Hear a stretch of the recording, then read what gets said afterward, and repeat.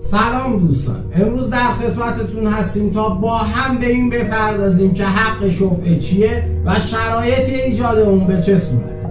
بر اساس ماده 808 قانون مدنی هرگاه مال غیر منقول قابل تقسیمی بین دو نفر مشترک باشه و یکی از دو شریک حصه خود یا سهم خودش رو به قصد بی به شخص ثالثی منتقل کنه، شریک دیگر حق دارد قیمتی را که مشتری داده به او بدهد و حصه مبیعه را تملک کند.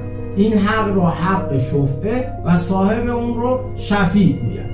فقط باید توجه لازم رو داشته باشید که حق شفعه تنها در بی جاریه و نه در سایر عقود. بسیار ممنونیم از اینکه ما را همراهی میکنید و سپاسگزار شما هستیم به خاطر اینکه ما رو انتخاب